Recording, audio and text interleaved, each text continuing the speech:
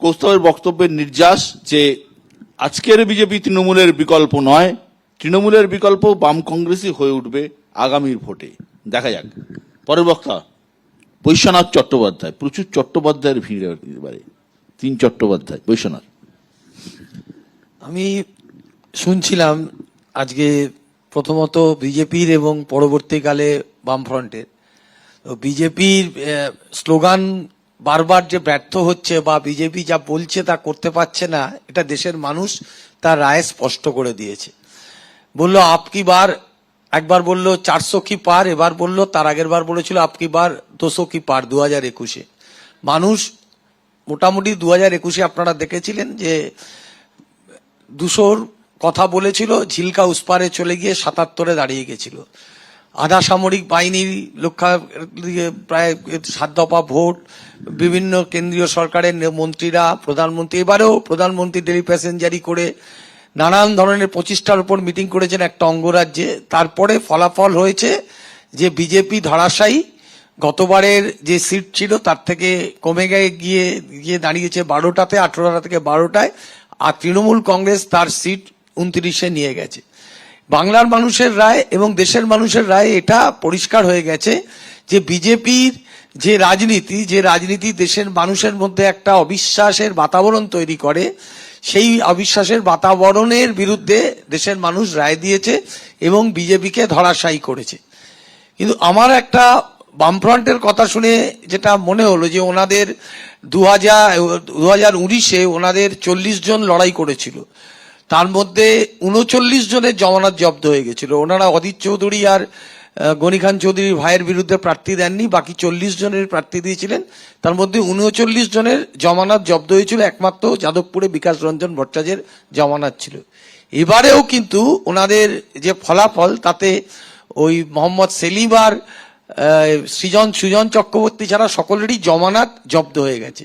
কিন্তু জমানত জব্দ হয়ে গেলেও, বিধানসভায় শূন্য থাকলেও, লোকসভায় শূন্য হলেও ওনাদের গ্রাসটা রয়েছে বিজেপি থেকে বেশি তৃণমূলের প্রতি। তৃণমূলকে ওনারা অনেক বেশি ভাবে হেয় করার চেষ্টা করেন এবং যে ধরনের প্রচার লাগাতার প্রচার করা হয়েছে, যেভাবে মানুষকে ভুল বোঝানোর জন্য এক শ্রেণীর স্বার্থান্বেষী মহল লাগাতার অপপ্রচার করেছে, কুৎসা করেছে, মিথ্যাচার করেছে, তার বিরুদ্ধে দাঁড়িয়ে বাংলার মানুষ যে মমতা ব্যানার্জিকে সাপোর্ট দিয়েছে, এটাই প্রমাণ করে যে মমতা বন্দ্যোপাধ্যায়ের প্রতি তাদের প্রচুর আস্থা রয়েছে। নীতিশ কুমারকে কারা পল্টুরাম বলেছিল, কারা চন্দ্রবাবু নাইডুকে হেনস্থা করেছিল, এখন সেই নীতিশ কুমারের সাহায্য নিতে হচ্ছে, চন্দ্রবাবু নাইডুকে সাহায্য নিতে হচ্ছে একটা সরকার চালানোর জন্য। তাহলে এই যে এত হামবড়ার ভাব, এই যে নরেন্দ্র মোদির গ্যারেন্টি, এটা তো মানুষ তো আজকে সেই গ্যারেন্টিটাকে ফেলে দিয়েছে, এই গ্যারেন্টি মানেনি, যে মোদিকে রিজেক্ট করেছে, বিজেপিকে রিজেক্ট করেছে। তাই তার যে স্লোগান ছিল সেটা আখেরে দেশের মানুষ প্রত্যাখ্যান করেছেন এবং এটা বোঝা গেছে যে মানুষ এই মুহূর্তে কেন্দ্রীয় সরকারে যারা আছেন, যারা নিজেরা বলছেন যে জোট সরকার, এই জোট টিকবে বলে আমি মনে করি না। এবং যে 5 মিশালি সরকার হয়েছে, আপনি আগামী দিন দেখবেন যে এর ভবিষ্যৎ কোথায় গিয়ে দাঁড়ায়। অনেক ধন্যবাদ বৈশ্বনাথ। জোট টিকবে না এবং 5 মিশালি সরকারের ভবিষ্যৎ অত্যন্ত অনিশ্চিত, তার বক্তব্য। আশুতোষ চট্টোপাধ্যায়, কংগ্রেসের পক্ষে। নমস্কার। প্রথমেই বলি যে এখানে একটা কথা উঠলো সম্মান নিয়ে। আমি জানি না আরএসএস প্রধান মোহন ভাগবতের কাছে এই কথাটা বললে উনি কি উত্তর দেবেন, প্রথম। দ্বিতীয় হচ্ছে যে এই যে বিজেপির মানসিকতা, যেটা নিয়ে বারবার আলোচনা হচ্ছে, আমি ছাড়া কিছু দেখতে পান না, এখন অনেক কিছু বলছেন। আমি তো অবাক হয়ে গেলাম বিশ্বদা, আমি জানি না কেন, আপনিও নিশ্চয়ই অবাক হয়ে থাকবেন। কনস্টিটিউশনকে যেভাবে প্রণাম করছেন, কনস্টিটিউশন বলে উঠছে যে এত বছর যা করলে এখন আমার কাছে এসেই মাথা ঝোঁকাতে হচ্ছে, অদ্ভুত লাগছে। প্রধানমন্ত্রী নরেন্দ্র মোদীর নাম, মোদী হয়তো মুমকিন হয় যিনি বলেছিলেন, 400 পারের কথা বলেছিলেন, এখন খুঁজে পাওয়া যাচ্ছে না। এই যে সরকার হয়েছে, তোমার কি মনে হয় না যে ওনার রেজিগনেশন দেওয়া উচিত? তার কারণ যে মানুষটা সমস্ত জায়গায়, কোথাও ইডি সিবিআই কে কাজে লাগানো থেকে শুরু করে বেকারত্বের কথা বলেন না, মণিপুরের মতন জায়গায় যান না, তিনি প্রধানমন্ত্রী হচ্ছেন। আবার 3.0 করে বিভিন্ন জায়গায় দেখানো হচ্ছে, মানুষের টাকায় কোটি কোটি টাকা খরচা করে সেখানে শপথ সভা হচ্ছে, অদ্ভুত লাগছে। রাহুল গান্ধী বলেছিলেন ডারোমাত, ভারত জোড়ো যাত্রা, ভারত জোড়োর পক্ষে ভোট হয়েছে, ভারত তোড়োর পক্ষে ভোটটা হয়নি, এটা নরেন্দ্র মোদী বুঝে গেছেন। ওই জন্য উনি হাম করছেন, সবাইকে নিয়ে চলার কথা বলছেন, কিন্তু বক্তব্য থাকে যে এনডিএ, যেটা নিয়ে বারবার করে আলোচনা হচ্ছে, এনডিএ শরিকরাই তো এনডিএর সাথে নেই। তোমাদের মনে নেই, তোমরা তো সাক্ষী নিজেরা, যারা প্রেস মিডিয়ার মানুষ। এনডিএ মিটিং আগে হয়েছিল, আমরা কি দেখেছি? ওই মোদীকেই দেখাচ্ছে। এনডিএ কে আছে কেউ নাম জানতো? কেউ জানতো না। ইন্ডিয়ার মিটিং হওয়ার পরে এনডিএর নাম শোনা যাচ্ছে, আমরা জানতে পারছি এনারা আছেন এনডিএতে। এতদিন আমরা কেউ জানতাম না।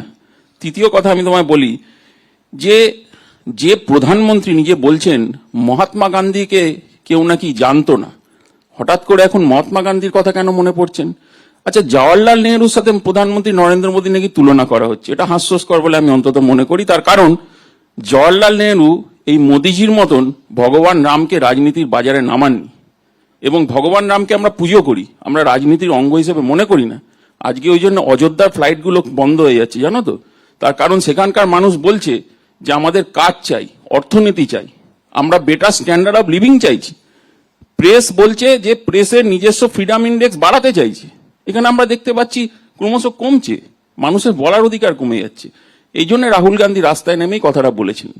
এবং আমি তোমায় বলি, যারা স্বপ্ন দেখেছিলেন কংগ্রেস মুক্ত ভারত, এত স্লোগান শুনলাম, আবার কেউ কেউ স্বপ্ন দেখেছিলেন কংগ্রেস মুক্ত পশ্চিমবঙ্গ, তারাও বুঝতে পারছেন যে 100 কোটি চেষ্টা করেও কংগ্রেসকে থামানো যায়নি। 11টা বিধানসভায় এগিয়ে আছে, এত কথা বলেছিলেন, আর একটা বিধানসভায় বামরা এগিয়ে আছে। তাই আমরা মনে করি যে মানুষের যে দৈনন্দিনের লড়াই, আমরা হেরেছি ঠিকই, অধীর রঞ্জন চৌধুরী আমাদের প্রিয় সভাপতি, আমাদের নেতা হেরেছেন, কিন্তু আমরা হারিয়ে যাইনি। উনি যে ভোটটা পেয়েছেন, ওখানে পোলারাইজেশনের পলিটিক্স গুজরাট থেকে উড়িয়ে আনা হচ্ছে। যে প্রার্থী বলছেন ওখানকার, আমার বলতে কোনো দ্বিধা নেই, তিনি একজন সম্মানীয় ক্রিকেটার, আমি সম্মান করি, কিন্তু যখন উনি রাজনৈতিক ময়দানে নামছেন, যেরকম অভিজিৎ বাবুকে বিজেপি নামিয়েছেন, ঠিক সেইভাবে ইউসুফ পাঠান বলছে আমার তো ঘর এখানে নয়, ভাদোদারায় থাকবো। তাহলে মানুষকে তার এমপি সার্টিফিকেট নিতে এখন তার আইপিএল এর ময়দানে টিকিট কেটে নিতে যেতে হবে, যে অবস্থা।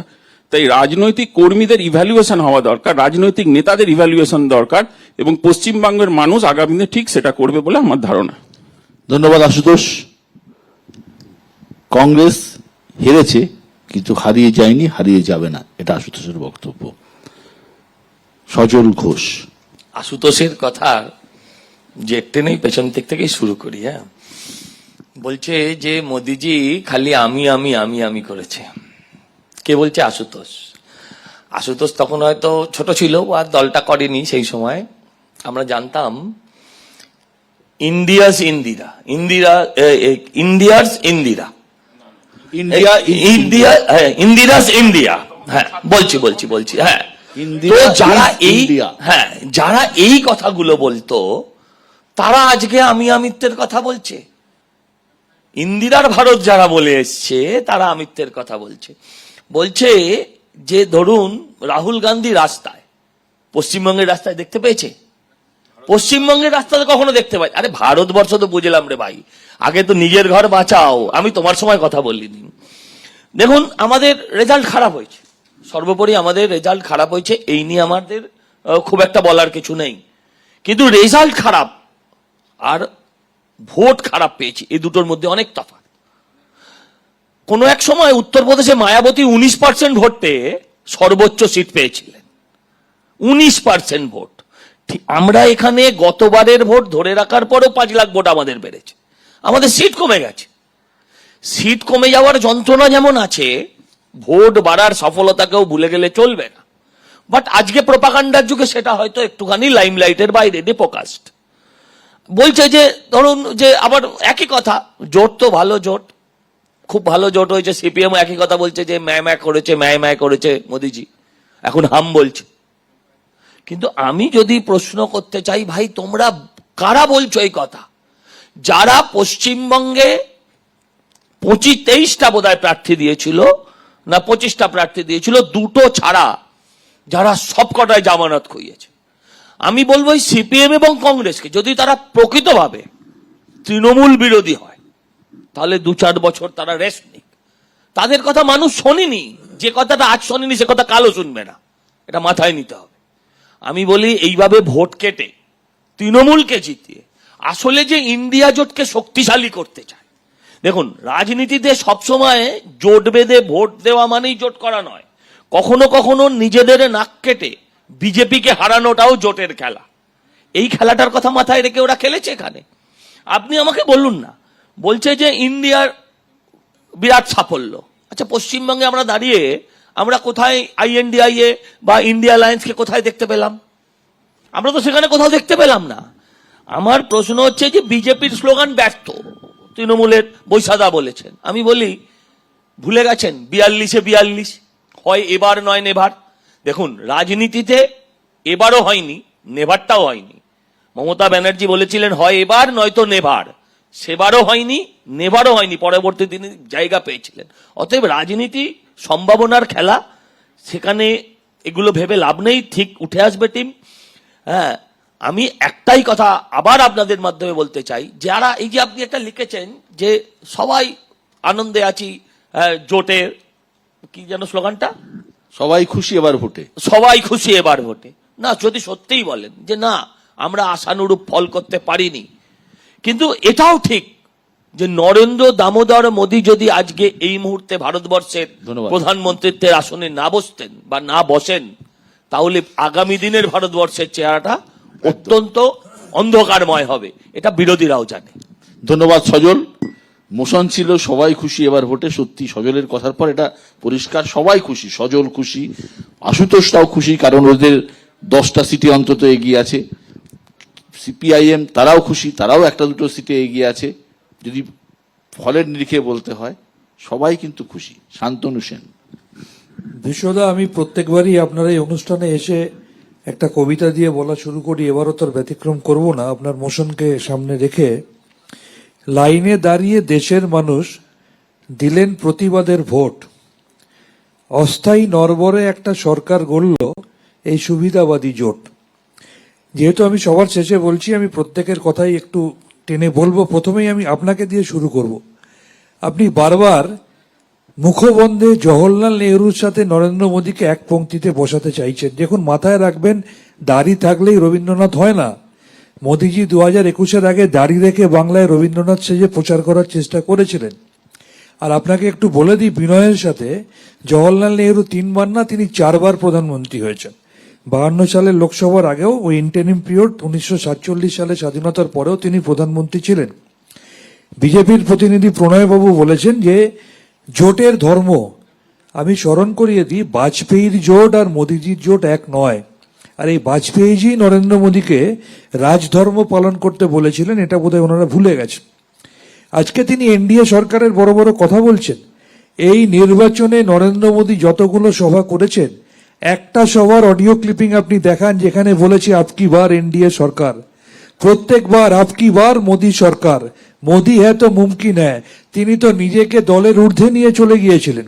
আজকে উপায় নেই, সেই নরেন্দ্র মোদীকে যখন বিহারের নীতিশ কুমার আসছে, নরেন্দ্র মোদী প্রধানমন্ত্রী থেকে উঠে চেয়ার ছেড়ে দাঁড়াচ্ছেন, নীতিশ কুমারকে পাশে বসাচ্ছেন, তারপর নিজে চেয়ারে বসছেন। এর থেকে দুঃখের আর কিছু হয় না। আজকে পশ্চিমবঙ্গের কথা বলছেন।